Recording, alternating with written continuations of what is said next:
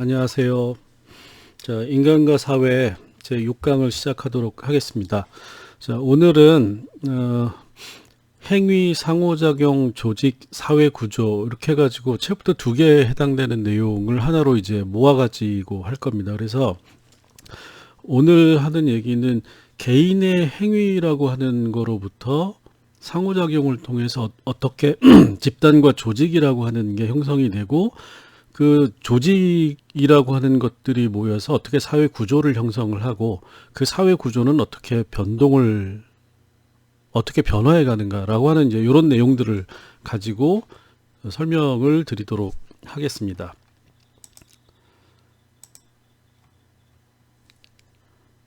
자, 우선 이제 이 책에 있는 교재하고는 약간 순서를 이제 거꾸로 해놨어요. 그게 이제 더 이해하기 쉬울 것 같아서 이제 그렇게 했는데, 자, 우리가 결국 이제 현대 사회라고 하는 거를 이해를 해야 하고자 하는 거잖아요. 그래서 현대 사회라고 하는 거를 이해하기 위해서는 현대 사회라고 하는 게 결국은 크게 보면 이제 2가지 관점이 있는 거죠. 하나는 개인이라고 하는 거를 중심으로 해서 보는 관점이 있고, 또 하나는 이제 구조를 중심으로 해서 보는 관점이 있습니다.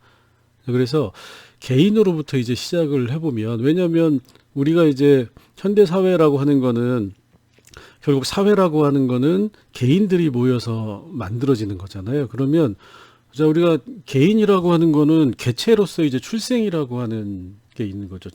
태어날 때는 모든 사람들이 개인으로 태어나는 거죠. 그리고 이 개인이 뭘 구성을 하냐면 가족이라고 하는 거를 구성을 하는 겁니다. 근데 여기서부터는 사실은 우리가 이제 사회적 존재라고, 우리가 개인이라고는 얘기를 하지만 우리가 이 개인이라고 하는 거를 항상 사회적 존재로 얘기를 해요. 그 이유가 뭐냐면, 아무도 없이 혼자서 어디서 뚝 떨어져 가지고 태어나는 게 아니라 이미 개인으로 태어나지만, 이 개인은 어디에서 태어나느냐? 가족이라고 하는 집단 내에서 태어난다라는 거예요. 즉 부와 모라고 하는, 기본적으로 2사람이라고 하는 집단이 개인이라고 하는 새로운 개인을 출현시키고, 이 개인이 다시 부모와 합쳐져 가지고 가족을 구성하고, 이 가족이 또 다른 개인을 출생을 시키는 거잖아요. 자, 그러면 시작은 우리가 개인으로 하지만 이 개인이라고 하는 거는 이미 사회적인 환경 하에서 존재할 수밖에 없는 거다라는 겁니다. 그러면 결국 뭐가 중요해지느냐? 결국 집단이라고 하는 게 중요해지는 거죠. 그래서 사회학이라고 하는 거는 결국 개인의 얘기를 하지만, 이 개인이라고 하는 것도 사실은 사회적으로 구속받는 존재, 사회적인 존재로서의 개인을 얘기하는 거다.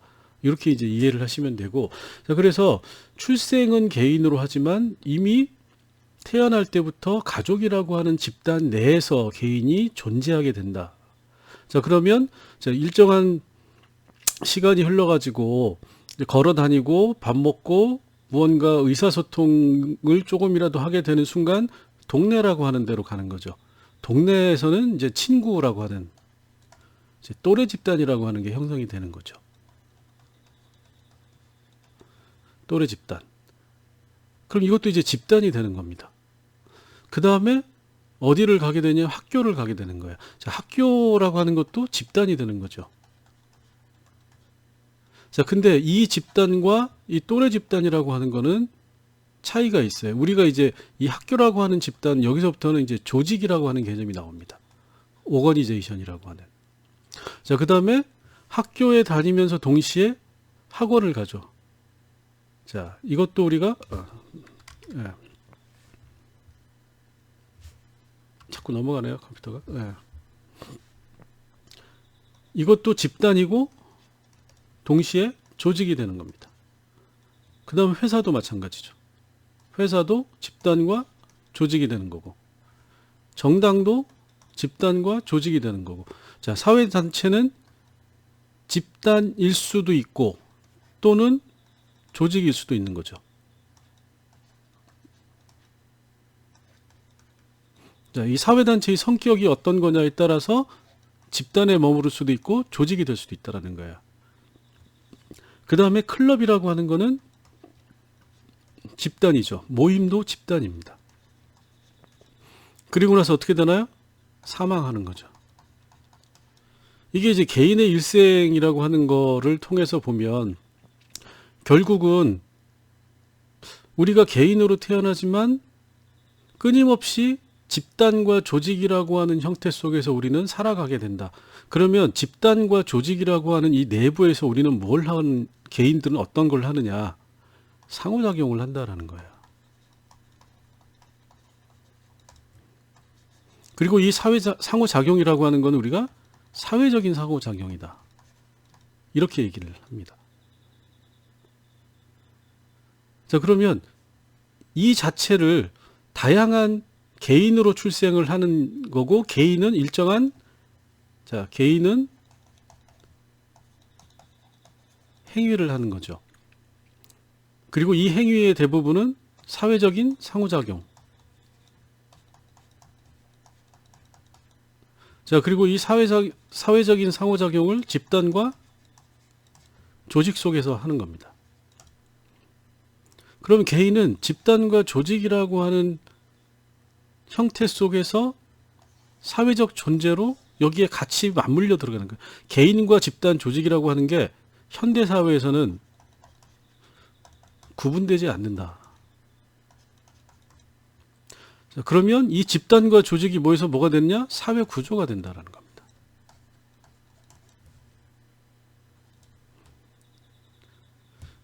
개인으로부터 시작해서 결국 구조가 되고, 개인은 다시 사회 구조 속에서 자기의 사회적 존재를 영위해 간다. 이렇게 되는 거죠. 자, 그러면 우리가 이제 아까 이게 이제 개인이 다른 사람하고 무언가를 의미를 소통을 하는 거죠. 이건 이제 반대로. 그러면 이제 반응이 오는 거죠. 자, 그럼 이걸 우리가 작용이라고 얘기를 할게요. 자, 작용을 하고 반응이라고 하는 거는 반작용인 거죠. 자, 작용과 반작용이 합쳐지면 쌍방향이 되면 이걸 우리가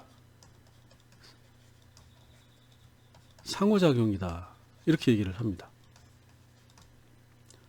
자, 그런데 이 사회적 상호작용이라고 하는 거는 결국 개인의 어떤 활동, 작용, 동작에 기초를 해요. 그죠? 근데 우리가 이거를 두 개로 구분을 합니다. 하나는 행동이라고 하는 거하고 하나는 행위라고 하는 거하고, 비헤이비어라고 하는 거하고 액션이라고 하는 걸로 우리가 사회적 상호작용의 단위를 구분을 하는데, 이 기준은 뭐냐면 본능에 기초한 본능적 동작, 이거를 우리가 행동이라고 얘기를 합니다. 그래서 이제 이거는 우리가 주로 이제 이 심리학 쪽에서 이 행동이라는 단어를 많이 써요. 근데 사회학에서는 기본적으로 행동이라는 말보다는 행위라고 하는 말을 많이 씁니다. 이 행위라고 하는 거는 이성적 판단에 기초한 동작을 얘기를 하는 거예요. 우리가 인간이라고 하는 거는, 인간은 동물하고 다르다라고 얘기를 하는 거잖아요. 그럼 인간과 동물이 다른 거는 뭐냐? 가장 큰 차이점은 생각한다라는 겁니다. 즉, 생각한다라고 하는 거는 이성적으로 본능에 의거하지 않고 이성에 의해 가지고 무언가를 판단한다라는 것을 얘기를 하는 거죠. 이게 이제 동물하고의 가장 큰 차이다라고 인간들은 얘기를 하는 거죠. 그래서 인간이 하는 동작이라고 하는 거는, 사회적인 동작은 행위다. 그리고 이 행위라고 하는 건 그래서 상호작용의 과정에서 어떻게 드러나느냐? 상징으로 드러난다는 거예요. 자, 그럼 이 상징이 뭐냐? 말이나 제스처나 글이라든가, 즉 의미 있는, 문화적으로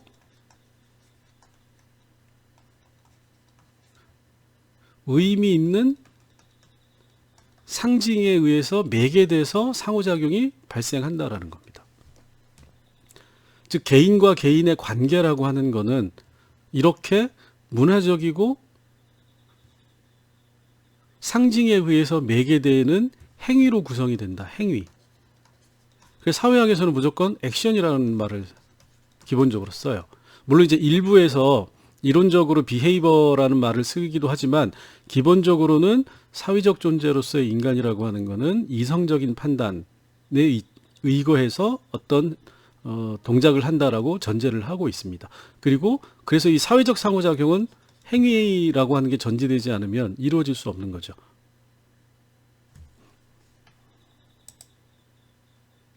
자, 그러면 자, 다시 개인이 작용과 반작용이라고 하는 사회적 상호작용을 하는데 이 사회적 상호작용은 형태가 크게 보면 이제 네 가지로 구분이 된다. 첫 번째는 교환, exchange라고 하는 거. 두 번째는 협동이라고 하는 거. 세 번째는 갈등이라고 하는 거. 네 번째는 경쟁이라고 하는 형태로 이제 사회적 상호작용의 어떤 유형이 구분될 수 있다라고 이제 사회학에서는 얘기를 하고 있고, 교환이라고 하는 거는 말 그대로 주고받는 거죠. 이거 이제 등가 교환 내지는 뭐 등가에 가까운, 보통 이렇게 얘기를 하는 거죠. 주고받는 거. 그래서 이제 선물이라든가 뭐 이런 것들이 대부분인 거죠. 경제적인 행위에서, 자, 예를 들어서 내가 노동력을 판다. 노동력을 팔면 그거에 대한 보상으로 뭘 받는 거죠? 임금을 받는 겁니다. 내가 어디 가서 물건을 가져오면 그거에 대해서 가격을 지불하는 거죠. 즉 시장이라고 하는 게 대부분 이 교환 행위로 이루어진다. 그 다음에 이제 협동이라고 하는 건 주로 정치적 영역에서 이루어지는 건데, 여기서 이제 공동의 목적이라고 하는 게 중요해요. 그리고 이제 조직이라고 하는 게 여기서도 나오는 거죠. 공동의 목적을 달성하기 위해서 힘을 합하는 행위를 우리가 협동이라고 하는 겁니다. 즉 행위라고 하는 거는 아까 이제 이성이라고 하는 거, 이성의 판단이라고 얘기를 드렸잖아요. 의도적이다라고 하는 게 들어가는 겁니다. 의도적. 대표적으로 정당이라고 하는 걸 들 수가 있는 거죠. 정당이라고 하는 거는 정치 권력의 장악을 목적으로 많은 사람들이 모여가지고 동일한 형태의 생각을 가진 사람들이 모여서 만든 조직. 이게 이제 정당이 되는 거죠. 세 번째가 갈등인 거죠. 갈등은 자원의 배분을 둘러싸고 서로 생각이 다른 거예요. 생각이 달라서 충돌이 발생하는 거를 우리가 갈등이라고 얘기를 하는 겁니다. 그래서 이제 사회적 갈등, 우리가 보통 얘기를 많이 하죠. 기업 내에서 노사라고 하는 거는 노동력을 파는데 나는 더 많은 임금을 받기를 원하는 거고, 노동력을 사는데 나는 더 임금을 덜 주기를 원하는 거고, 서로 갈등이라고 하는 게 발생을 하는 겁니다. 자, 그 다음에 이제 경쟁이라고 하는 거는 일정한 규칙에 동의하고 동의한 규칙 하에서 무언가를 서로 같이 행동하는 것. 그 규칙에 의해서. 대표적으로 이제 경기 게임이라고 하는 게 있는 거죠. 자, 그래서 사회적 상호작용은 이제 사회학에서는 일반적으로 이런 네 가지 형태의 유형을 띠고 사회적 상호작용이 발생을 한다라고 얘기를 하는 거고, 그리고 이제 이 영역은 정치, 경제, 기업, 사회 이렇게 예를 들었지만 모든 영역에서 이 네 가지가 다 일어날 수 있다는 거죠. 경제적인 시장 영역에서도 기업끼리 서로 갈등 상태에 있을 수도 있고, 경쟁 상태에 있을 수도 있고, 서로 협동하거나 협력하는 상태에 있을 수도 있고, 정치에서도 마찬가지죠. 그래서 이거는 이제 인간 사람들이 맺는 사회적 상호작용이라고 하는 그거의 어떤 추상적인 유형이다라고 생각을 하시면 됩니다. 자, 그러면 자, 우리가 이제 개인과 개인이 상호작용을 하는데 이 상호작용이 지속적으로 이루어진다라고 생각을 해보세요. 일회적이 아니고. 자, 그러면 어떤 한 개인이 어떤 다른 개인에 대해서 지속적으로 기대하는 바, 그리고 기대되는 거를 적극적으로 어떤 사람이 행위로서 수행을 한다. 그걸 우리가 역할이라고 합니다. 롤이라고 얘기를 하는 거죠. 즉 롤이라고 하는 거는 개인과 개인 간의 상호작용 속에서 상호작용이 지속적으로 이루어지고 특정한 개인, 어떤 특정한 개인에게 그 개인이 수행할 거라고 기대되는 행위. 이게 이제 역할이 되는 겁니다. 그리고 이 역할이 고정이 되면 이게 지위가 되는 거죠. 사회적 지위. 자, 어떤 사람이 집단 내에서 다른 사람들을 이끄는 역할을 해요. 이게 뭐죠? 리더가 되는 거죠. 근데 이 리더 역할을 수행을 하다 보니까 이 사람에게는 뭐 예를 들어서 족장이나 사장이나 뭐 이런 지위가 주어지는 거죠. 그럼 이 지위라고 하는 거는 역할을 지속적으로 수행하는 게 되는 겁니다.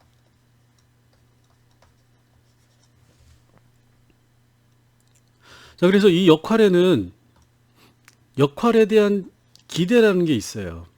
자, 어떤 사람에게 어떤 역할이 주어지면 그 역할이라고 하는 걸 그 사람이 수행할 것을 기대를 하게 되는 거죠. 그 기대를 충족시킬 때만이 그 사람이 역할을 다 하게 되는 겁니다. 자, 그러면 역할 갈등이라고 하는 거는 어떤 사회라고 하는 게 복잡하기 때문에 다양한 역할이 주어질 수 있다는 거예요.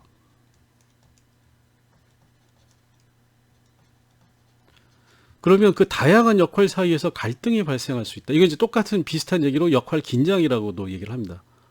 롤 콘플릭트 내지는 롤 텐션이라고도 얘기를 하는데, 이건 무슨 얘기냐면, 자, 나는 가정이라고, 개인이라고 하는 게 가정이 있고, 다른 한편은 뭐가 있죠? 직장에서 돈을 벌어야 되잖아요. 근데 직장에서 돈을 잘 벌기 위해서는 일을 죽도록 해야 되는 거죠. 죽을 때까지. 그러면 월화수목 금금금 쉬지 않고 숨만 쉬고 계속 일만 하는 이런 게 나한테 기대가 되는 거죠. 직장에서의 역할이라고 하는 것. 가정에서의 역할은 뭐죠? 아버지로서 또는 어머니로서의 역할이라고 하는 건 집에 있으면서 부부 간에 서로 대화를 하고 가족들하고 식사를 많은 시간을 보내고 자식들하고 뭔가 같이 무언가를 하는 이런 거를 기대하는 거잖아요. 아버지로서 어머니로서. 자, 그러면 이 두 가지는 어떻게 되죠? 충돌이 발생하는 거죠. 직장의 어떤 회사원으로서 일을 하는 노동자로서의 역할을 충실히 하기 위해서는 죽도록 일을 해야 되는 거고, 가정에서 아버지나 어머니로서의 구성원으로서의 역할을 하기는 가정에 머물러야 되는데 서로 다른 역할이 기대가 된다. 역할 기대가 달라지는 것을 역할 갈등이라고 하는 겁니다. 그래서 많은 경우에 우리는 친구 사이에서 좋은 친구가 되기 위해서는 친구들하고 같이 많이 어울려 다니고 시간을 보내야 되는 거죠. 근데 학생이라고 하는 또 다른 역할을 수행을 해야 돼요. 그럼 어떻게 되죠? 학생은 공부를 해야 되는 거고, 공부를 하려면 혼자 집에 처박혀 있거나 도서관에 있어야 되는 거죠. 친구들하고 시간을 가질 수가 없는 거죠. 역할 갈등이 발생하는 겁니다. 그랬을 때 이제 결국은 뭐죠? 선택을 하는 거죠. 뭐 제일 좋은 거는 두 개의 역할을 다 충실히 잠도 안 자고 친구들하고 만나서 얘기하고 밥 먹고 술 마시고 새벽 2시에 들어와서 아침 9시까지 공부하고 1시간 자고 일어나가지고 친구 만나서 놀다가 또 저녁에 새벽에 1시에 들어와서 1시부터 6시까지 또 죽도록 공부하고 뭐 이런 식으로 살 수 있는 사람이 있다면 역할 갈등이 발생하지 않겠지만 그렇게 할 수 있는 사람은 많지가 않은 거죠. 그래서 대부분의 사람들은 역할 갈등이라고 하는 걸 겪게 되는 겁니다. 자, 그럼 이 역할이라고 하는 거에서 이게 고정화되면 일정한 지위라고 하는 게 형성이 된다라고 얘기를 했잖아요. 이 지위라고 하는 거는 귀속 지위와 성치 지위라고 하는 게 있어요. 귀속 지위는 소위 말하는 전근대 사회에서 신분에 의해서 결정되는 거를 얘기를 해요. 아버지가 왕이니까 나도 왕이야. 이런 걸 귀속지위라고 하는 겁니다. 아버지가 양반이니까 나도 양반이야. 성치주의는 그게 아니고 내가 일정한 규칙에 의해 가지고 사회적인 규칙에 따라서 개인적인 노력, 능력 이런 거에 의해서 달성한 후천적으로, 이거 이제 선천적으로 주어지는 거고 이거는 후천적으로 내가 달성하는 지위를 얘기를 하는 거죠. 현대 사회에서는 귀속지위보다는 성치지위가 중요하다라고 라고 이제 일반적으로 얘기를 하는데, 뭐 한국 사회, 그러면 귀속지위는 현대사회에서 의미가 없느냐? 꼭 그렇진 않다라는 거예요. 예를 들어서 요즘과 같이 이제 그 주거의 문제가, 부동산 문제가 또다시 심각해지는 상황에서는 부동산이라고 하는 게 결국 귀속지위에 영향을 미친다라는 거죠. 아버지가 상가 빌딩 2개, 3개를 가지고 있어서 내가 1개를 물려받았다. 귀속지위가 되는 거죠. 자산가로서. 근데 나는 부모님이 자산이 없어가지고 죽도록 공부해가지고 대학 나와서 취직해가지고 월화수목금금금 숨만 쉬면서 일을 했는데 15평 아파트 하나 살 수가 없는 성취주의가 성취가 안 된다라는 거죠. 현대사회에서도 귀속지위라고 하는 게 여전히 굉장히 중요한 요소로 남아있다라는 겁니다. 자, 요새 이제 계속 문제가 되지만 장관 뭐 이런 아버지 어머니가 그 아들에 대해서 자기의 귀속 지위를 활용할 수 있는 여러 가지를 해주는 거잖아요. 취업도 시켜주고 군대도 이상한 데 보내주고 뭐 다 할 수 있는, 이게 이제 귀속 지위의 영향력이다라는 거예요. 성취 지위라고 하는 거는 결국 현대 사회라고 하는 게 얼마나 현대화됐느냐. 현대 사회라는 건 시간적 구분인데 내용적으로 현대적인 사회냐라고 하는 건 다른 얘기가 될 수 있다라는 겁니다. 그런 의미에서 지위를 귀속 지위와 성취 지위로 구분하는 것은 굉장히 중요하고, 성취 지위에 있어서도 지위의 불일치가 역할 갈등과 똑같이 나타날 수 있다라는 겁니다. 경제적으로는 굉장히 높은 지위를 가지고 있지만 정치적으로는 지위가 낮고, 또는 경제적으로는 굉장히 부자라고 하는 높은 지위를 가지고 있지만 사회적으로는 쉽게 얘기하면은 그 뭐라 그러죠? 벼락부자, 사회적 지위가 낮은 거죠. 경제적으로는 돈이 없지만 사회적으로는 굉장히 존경받는 높은 지위를 가진, 뭐 예를 들어서 장관일 수도 있는 거고, 장관이면서 돈이 없는 사람은 우리나라는 거의 없죠. 다 지위 일치가 되는데 이론적으로는 지위 불일치가 발생할 수 있다라는 겁니다. 자, 그래서 이 역할과 기대, 지위라고 하는 게 이 상호작용의 과정 속에서 고정화되는, 자, 상호작용이 한번 고정화되면 역할이라고 하는 게 되고, 이 역할이 지속적으로 해서 더 고정화되면 지위 획득으로 이루어진다는 겁니다. 자, 그러면 이 역할이라고 하는 건 사람들 사회적으로 어떤 역할이 기대되고 그 사람이 그 역할을 어떻게 수행하느냐에 있어서는 결국 사회화의 과정을 통해서 결정된다라는 거예요. 사회화가 굉장히 중요하다. 자, 사회화라고 하는 건 뭐냐? 소셜리제이션이라고 하는 거는 사회적으로 요구되는 사회적인 가치, 지향. 자, 가치라고 하는 거는 뭐죠? 옳고 그름에 대한 사회적 판단인 겁니다.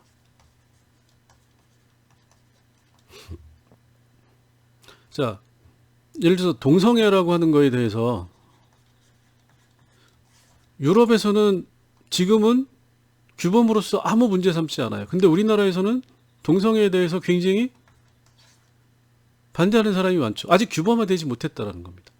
근데 유럽에서는 동성애가 상당한 정도로 사회적 규범으로 옳고 그름의 가치에서 그름의 가치로 인정되지 않는다. 그냥 옳다. 그거는 개인의 선택의 문제가 돼버렸다라는 거예요. 개인이 지향할 수 있는 가치가 됐다는 거죠. 근데 한국 사회에서는 그거는 받아들여지지 않는다. 왜? 공유되지 않기 때문에. 나는 그런 삶을 살고 싶은데 아직도 여전히 많은 사람들이 그렇게 사는, 동성애로서의 삶을 사는 거는, 동성애자로서의 삶을 사는 거는 내가 보기에 말도 안 된다라고 얘기를 하고 그 사람에 대해서 사회적으로 억압을 하는 거죠.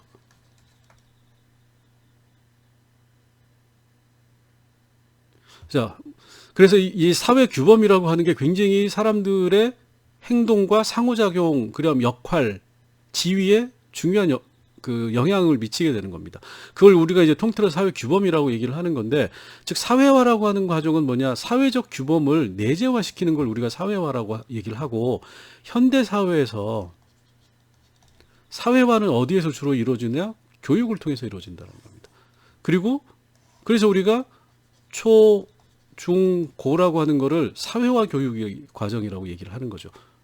이론적으로. 근데 한국에서는 초중고라고 하는 게 사회화 교육이 되어야 되는데 실제로는 대학 진학을 위한 경쟁적 교육이 버린 거죠. 바뀔 가능성도 별로 없고. 그러다 보니까 어떻게 되느냐? 사람들이 사회화가 안 된다는 겁니다. 시민으로서의 역할이라고 하는 거를 사회화를 통해서 보여야 되는데, 시민이라고 하는 게 어떤 사회적 역할을 어떻게 수행해야 되는지에 대해서 교육을 받지 못한다. 교육을 받지 못하면 모른다. 자, 그러니까 어떻게 되죠? 술 마시고 운전하는 거죠.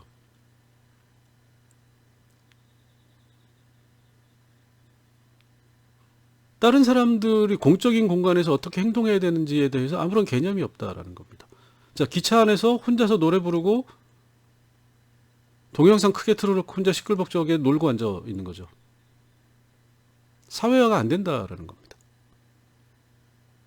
자, 그러면 결과적으로 개인과 개인의 관계에서 상호작용이라고 하는 걸 통해서 역할이라고 하는 게 등장을 하고, 이 역할이 고정이 되면 지위가 되는 건데, 이 역할이라고 하는 거를 결국은 사회가 형성이 되기 위해서는 사회화라는 걸 통해 가지고 사회적인 규범, 사회적인 일종의 규칙과 규정이라고 하는 걸 사람들이 받아들이고 그거를 기준으로 삼아서 행동할 수 있도록 만들어야 된다. 자, 이렇게 되는 순간 어떻게 되느냐? 구조라고 하는 게 발생을 한다라는 거예요. 상호작용으로부터 규범이 개인에게 내재화돼서 이 규범에 따라서 사람들이 행동하는, 이거를 일종의 사회 구조다라고 우리가 얘기할 수 있다는 겁니다. 자, 그러면 이 개인들이 하는 상호작용이라고 하는 거를 구조적인 관점, 구조를 중요시하는 관점에서는 어떻게 보느냐?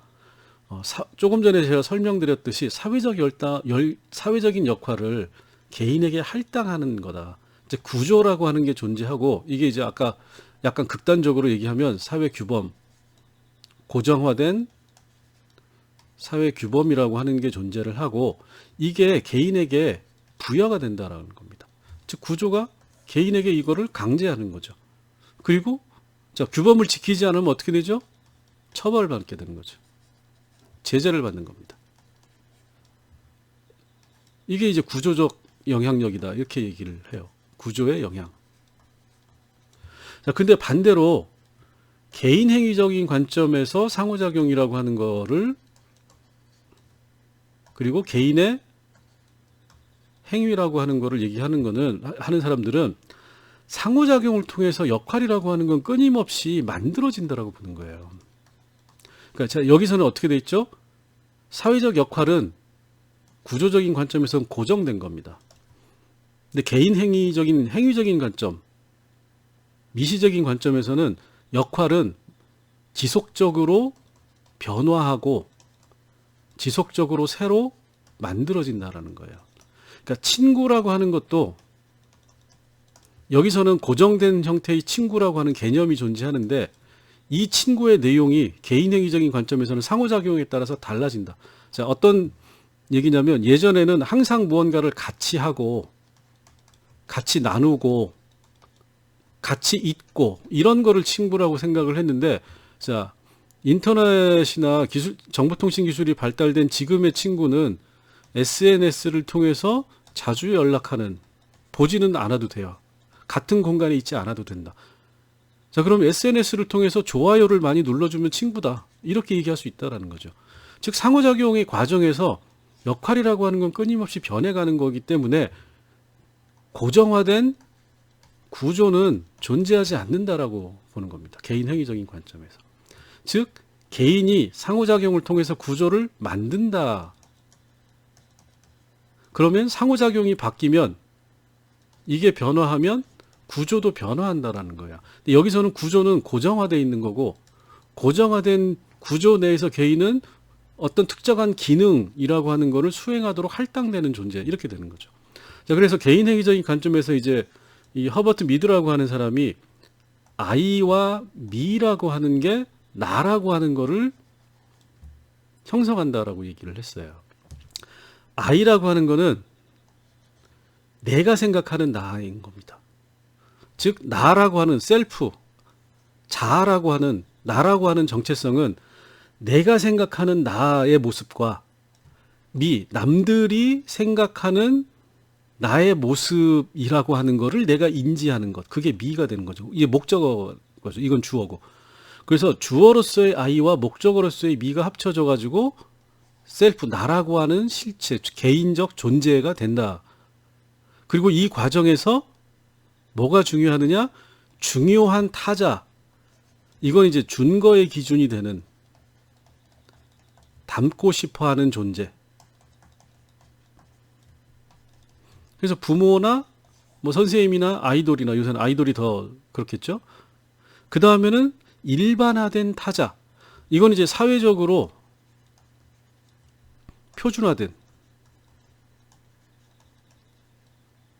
학생, 남자, 여자, 성인, 이런 것들을 감안해서 자아라고 하는, 나라고 하는 게 형성이 되기 때문에 이거는 끊임없는 아이라고 하는 거와 미라고 하는 거의 상호작용.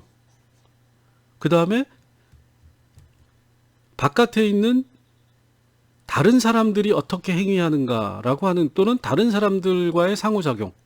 아이돌이 어떻게 행동하는가, 아이돌이 술 먹고 음주운전 하는가, 아니면 아이돌이 무슨 좋은 일을 하고 다니는가, 뭐 이런 것들.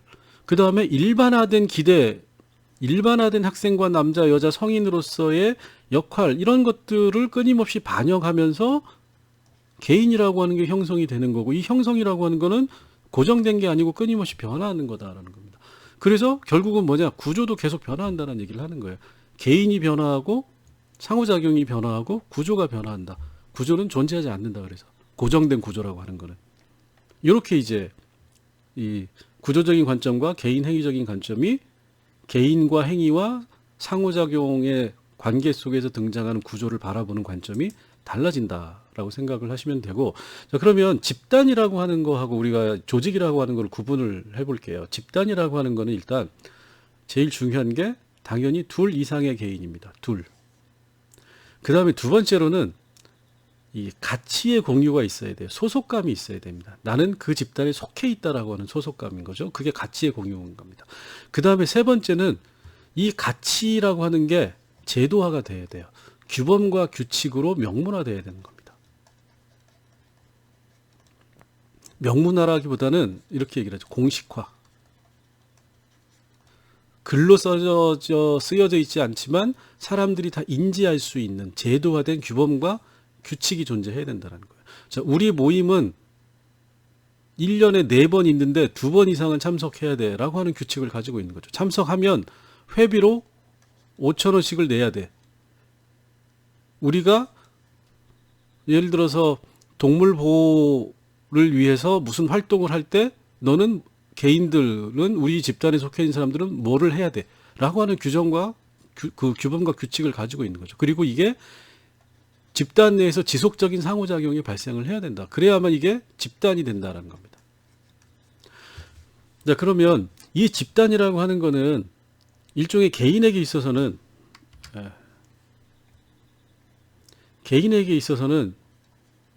준거 집단이 돼요. 이 로버트 머튼이라고 하는 사람, 전에 이제 말씀드렸죠. 중범위 이론이라고 하는 거를 얘기한 사람이죠. 이 머튼이 뭐라고 얘기했냐면 준거 집단이라고 하는 게 굉장히 중요하다. 즉 이렇게 해서 형성된 집단이라고 하는 게 개인에게는, 어떤 집단은 준거 집단이 된다. 자기가 어떤 개인적인 행위를 하는 데 있어서 행위의 기준이 되는 집단이 나타난다는 겁니다. 그리고 집단에 대해서는 또 개인들이 우리 집단과 그들 집단, 이걸 이제 이 썸머라고 하는 사람은 내 집단과 외 집단으로 구분을 해요. 자, 이거 이제 쉽게 얘기하면 이 내 집단과 외 집단을 나누는 기준은 베타성인 거죠. 우리 집단과 그들 집단이라고 하는 거를 구분하기 시작을 한다는 겁니다. 그래서 대부분의 경우에 내 집단에 대해서는 우호적이고, 자, 가족은 내 집단일까요? 네. 우호적인 거잖아요, 기본적으로. 낯선 사람들은 뭐죠?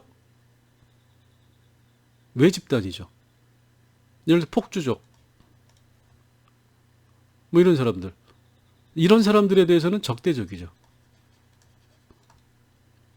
자, 그러면 이런 집단이라고 하는 거에 비해서 조직은 어떻게 다르냐? 아주 간단한 겁니다.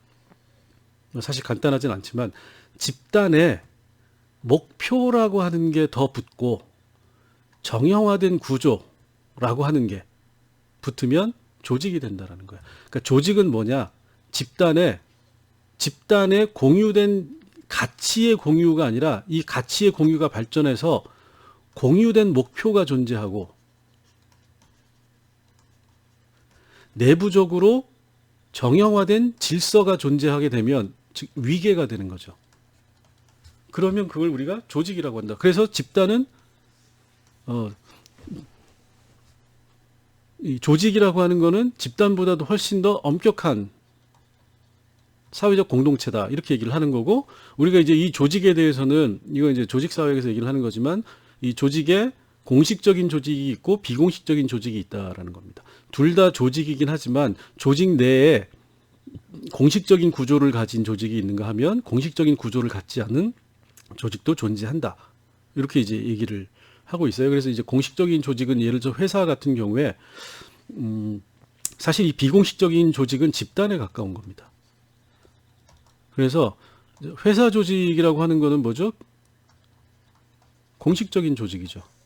근데 회사 조직은 둘 이상의 개인이 모이고 2인 이상이 모이고 돈을 버는 거, 가치의 공유가 있죠. 그 다음에 회사에 규칙이 있어요. 그 다음에 회사 내에서 지속적인 상호작용이 일어나요. 그 다음에 이 돈을 벌기 위한 목표라고 하는 게 설정이 되어 있는 거죠. 우리 회사의 조직 목표라고 하는 형태로. 그 다음에 규정과 규칙이라고 하는 게 공식화된 형태로, 명문화된 형태로 돼 있고 위계적인 서열이 존재해요. 이게 이제 공식적인 조직인데, 이렇게 해서 모인 사람들이 이거와는 별도의 관계를 만들어 간다라는 거예요. 예를 들어서 회사 내 친목, 산악회, 이걸 우리가 비공식적인 조직이라고 얘기를 하는 겁니다.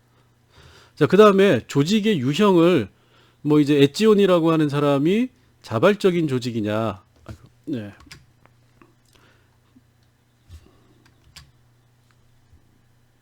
자, 자발적인 형태, 이게 자꾸 넘어가네요.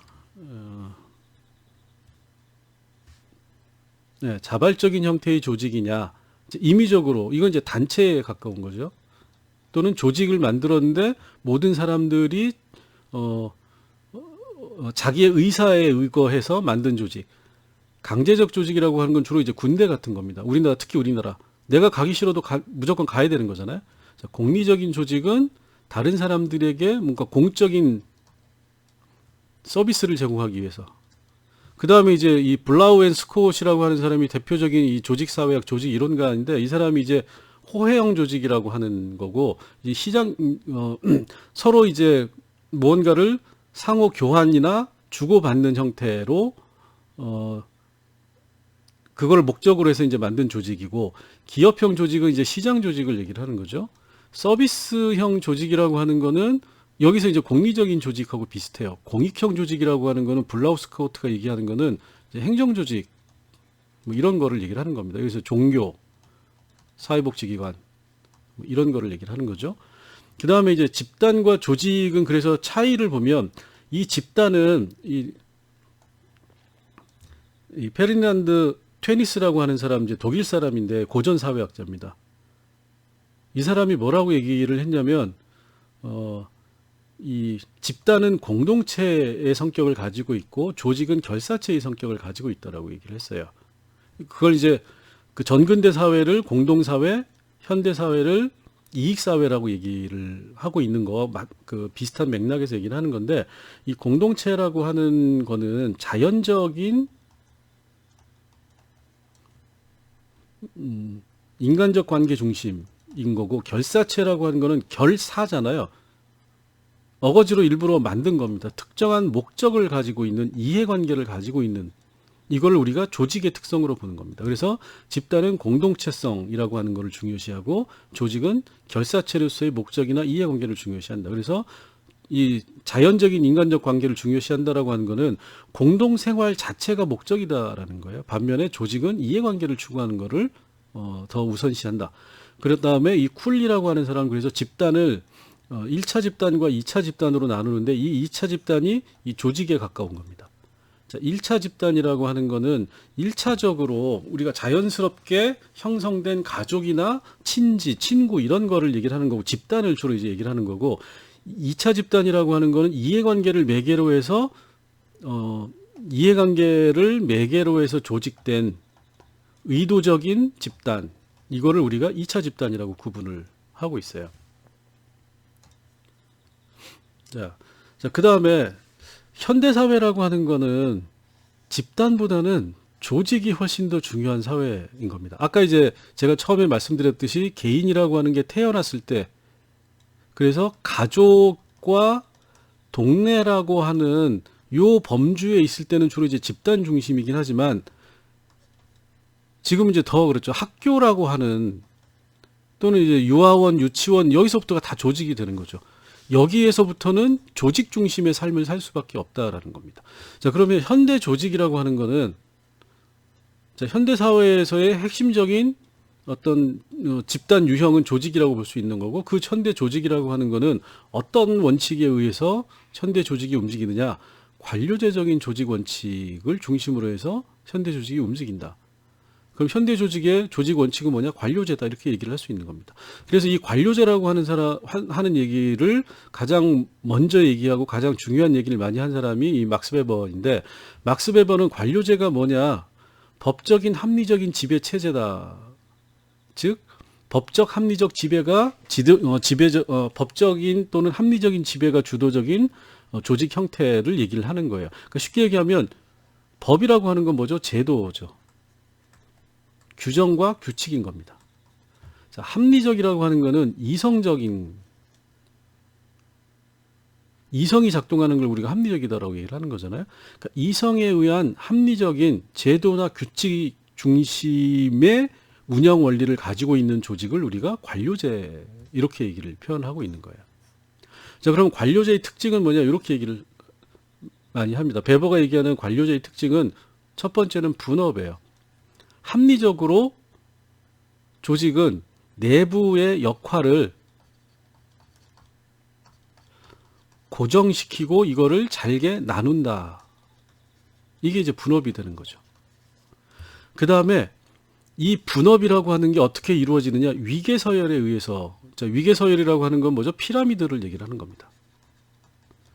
사장이 있고, 이사가 있고, 이사 밑에 부장이 있고, 부장 밑에 과장이 있고, 과장 밑에 대리가 있고. 자, 이런 식의 피라미드형 구조를 가지고 있고, 이 사람이 훨씬 더 지배력이 높은 거죠. 지배력이 높고, 여기는 낮고. 그 다음에 이런 분업과 위계서열 구조라고 하는 게 명문화된 규정과 규칙. 자, 아까 여기 뭐라고 그랬죠? 법적, 제도화된 형태로 이루어지고, 사람들 사이의 관계가 비인격적 관계다라는 거야. 이 사람과 이 사람은 업무상의 관계죠. 업무 관계. 인간적이고 인격적 관계가 아니다라는 거예요. 그 다음에 각각의 사람들은 전문화, 기능 중심으로 운영이 된다는 겁니다. 그래서 여러분들이 보시면 알겠지만 우리 주위에 있는 대부분의 조직은, 물론 여기에 이제 부분적으로 인간적인 측면이나 뭐 여러 가지가 부가적으로 들어갈 수 있지만, 기본적인 원칙은 관료제적 원칙에 의해서. 자, 요새 우리가 제일 많이 조직에서 얘기하는 게 뭐죠? 매뉴얼. 자, 매뉴얼이라고 하는 거는 행동 지침인 거잖아요. 행동 지침은 뭐죠? 규정과 규칙인 겁니다. 어떤 이벤트, 어떤 사건이 발생하면 제도적인 규정과 규칙에 따라서 어떻게 움직여야 되는가를 전부 다 고정화하고 명문화 시켜 놓은 게 매뉴얼인 겁니다. 현대 조직은 전부 다 매뉴얼에 의해서 움직이게 되어 있는 거죠. 자, 여러분들도 코로나 바이러스에 대해서 시민들의 행동 지침 매뉴얼화 되어 있잖아요. 마스크 끼고, 거리 간격 지키고, 사람들 만나지 말고 집에 처박혀 있어라, 이렇게 되는 거잖아요. 매뉴얼이 되는 겁니다.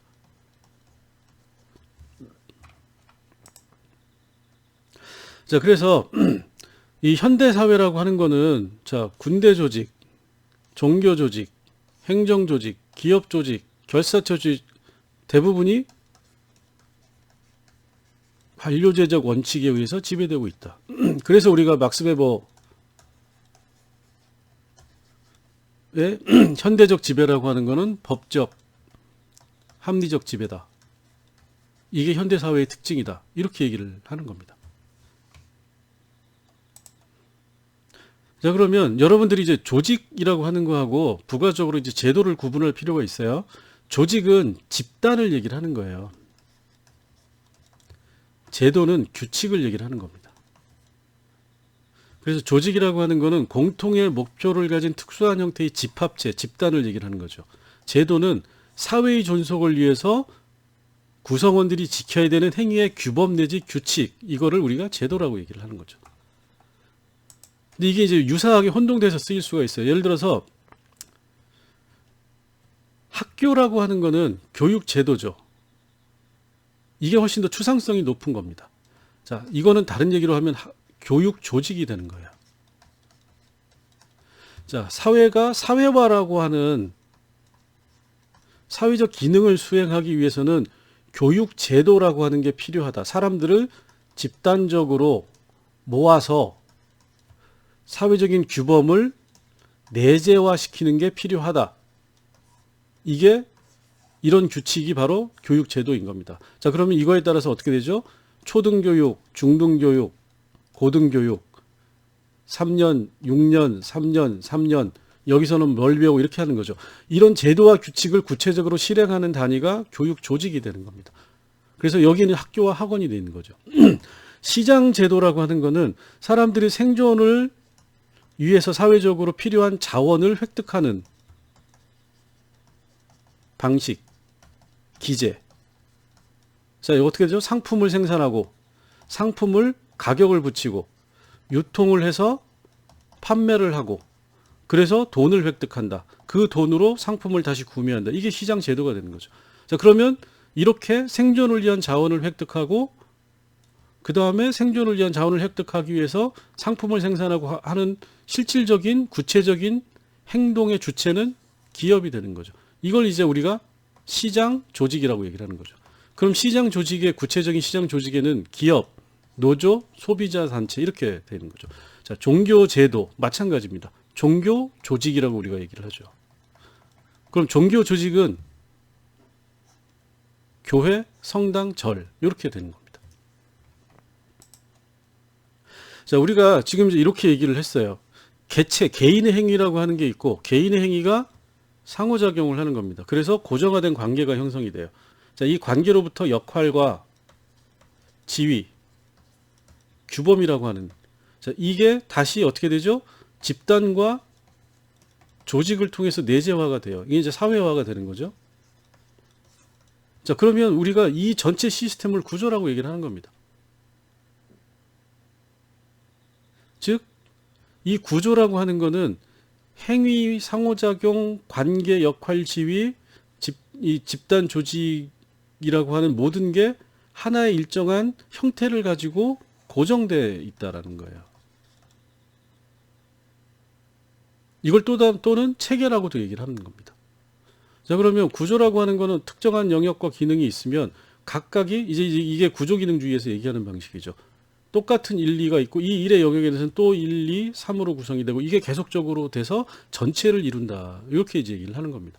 즉, 구조는 행위로부터 만들어진 사회적 실체, 이게 이제 사회 구조다라고 얘기를 하는 거고. 자, 그럼 이제 이걸 구체적으로 얘기를 들면 학생이 어떤 행위를 해요. 여기에는 합리적인 행위도 있고 비합리적인 행위가 있어요. 자, 그러면 이게 이제 상호작용을 통해서 걸러지는 겁니다. 합리적 행위만 남고 비합리적 행위는 사라지게 돼요. 그래서 일정한 관계가 형성이 됩니다. 합리적인 행위 중심으로. 자, 그러면 학생이라고 하는 거는 학생과 학생 간의 관계. 자, 이 학생도 저학년과 고학년, 동급생, 학생과 교사, 이런 관계들이 형성이 되는 거죠. 그리고 이 관계가 이 합리적인 행위 중심으로 이루어지고 이 합리적인 행위가 규범과 규약. 자, 친구 사이에서는 싸우면 안 되죠. 삥 뜯으면 안 되죠. 서로 공부할 때 도와줘야 되죠. 같이 밥 먹어야 되죠. 규범과 규약, 규칙이라고 하는 게 규범이라고 하는 거는 명문화되지 않고 공식화되지 않은 거예요. 반대로 얘기하면 명문화되고 규범이 공식화되면 규정과 규칙이 되는 겁니다. 그리고 이 규정과 규칙이라고 하는 게 전체의 구조적 질서를 만들게 돼요. 학교라고 하는 구조가 되는 겁니다. 그럼 여기에서는 규정과 규칙에 따라서 교장, 교감, 교사, 학생, 자, 그러면 교장은 교장으로서의 역할을 수행하고 교감은 교감으로서의 역할을 수행하는 거죠. 교사는 교사로서의 역할을 수행하고 학생은 학생으로서의 역할을 수행하고 이게 하나의 사회 구조가 되는 겁니다. 그리고 이런 학교들이 모여가지고 전체 사회가 되는. 그래서 개인의 행위로부터 구조가 출현한다. 우리가 이제 이렇게 얘기를 이런 과정을 통해서 출현한다라고 얘기를 하는데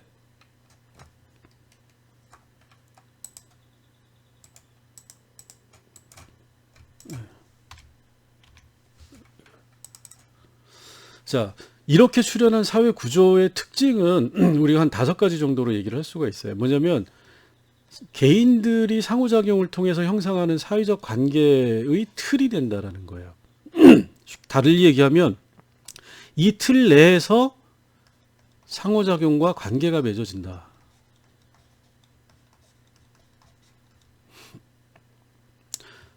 학교라고 하는 사회 구조를 얘기를 들었잖아요. 학교 사회 구조. 자, 여기에서는 배움이라고 하는 거, 그 다음에 공동체라고 하는 이런 몇 가지 학교라고 하는 사회 구조의 틀이 형성이 되는 거죠. 여기에서 만약에 누가 장사를 한다, 학생들 사이에 용납될 수 없는 거죠. 그죠? 자, 그래서 사회 구조라고 하는 거는 사회적 관계와 상호작용의 범위를 결정짓는다라는 겁니다. 그 다음에 두 번째로는 사회 구조는 사회적인 일정한 내부적인 질서를 갖는다라는 거예요. 이거.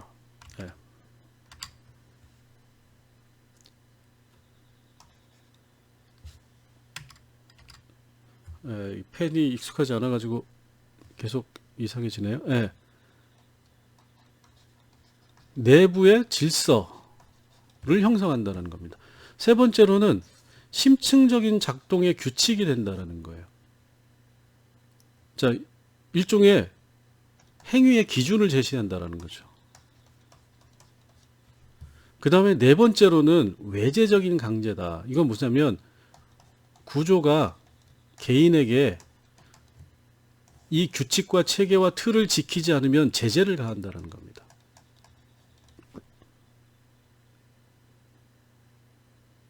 자, 코로나에 마스크 안 끼면 제재를 받는 거잖아요.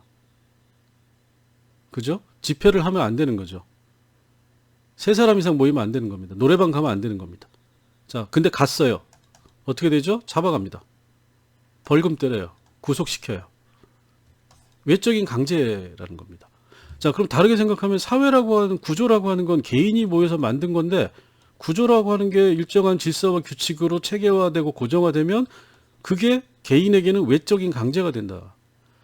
자, 학교라고 하는 거는 이론적으로 보면 어떻게 되죠? 개인이 모여서 무언가를 배우기 위해서 학교라고 하는 거를 만들어요. 그리고 그 학교에서 교장과 교감, 선생이라고 하는 학생이라고 하는 걸 만들어요. 그런데 내가 무언가를 하고 싶을 때 여기에서 나에게 하지 마라고 얘기를 하는 겁니다. 우리가 정한 것만 해야 돼라고 얘기를 하는 거죠.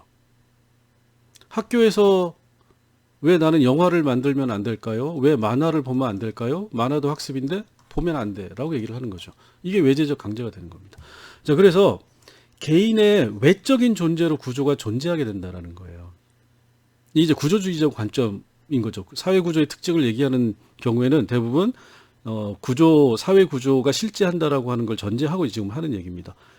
개인들이 만든 게 아니라 개인에게 외부적으로 존재하는 외적인 실체다. 사회 구조는 이렇게 이제 보는 겁니다. 자, 그 다음에 여기 이제 사회 변동과 관련해 가지고는 그럼 사회 구조는 어떻게 변화하느냐? 여러 가지.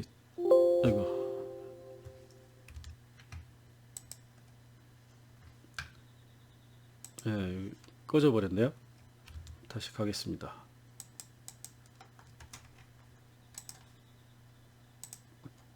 네. 변동이라고 하는 거는 다층적인 요인, 경제적인 요인, 정치적인 요인, 문화적인 요인, 개인의 의식적인 요인들이 변해간다라는 겁니다. 자, 그러면 이거는 여러 가지로 생각을 할 수가 있어요. 이것도 이제 이 행위 중심의 이론에서 바라보는 사회 변동하고 구조적인 관점에서 바라보는 사회 변동이 이제 다르게 파악이 되는데, 이제 기본적으로는 이 행위라고 하는 게 구조라고 하는 거의 관점에서 보면 구조의 내부적인 문제가 발생을 한다라는 거야. 구조가 제대로 작동하지 않는 영역이 생긴다. 작동하지 않는 영역. 그러면 작동하지 않는 영역이 생기면 그 영역 내에서 개인들이 다른 행위를 하게 된다라는 거예요. 그러니까 상이한 규범이 생긴다라는 겁니다. 그러면 상이한 규범에 의해서 행위를 하는 집단과 여전히 기존 규범 하에서 행동을 하는 집단이 생기는 거고, 여기서 갈등이 발생을 한다는 거예요. 그리고 이 갈등에서 특정한 주체가 사회 변화를 추진하고 그게 제도의 변화를 가져온다. 이렇게 설명을 하는 겁니다. 행위라고 하는 거는 구조 자체를 인정하지 않기 때문에, 사회 변동이라고 하는 거는 행위하는 사람들의 상호작용의 형태가 바뀌었기 때문에 사회 변동이 발생한다. 이렇게 그냥 간단히 설명을 하는 겁니다. 그래서 전통사회라고 하는 거가 있고, 전통사회라고 하는 사회 구조가 있고, 근대사회라고 하는 사회, 이 현대사회죠.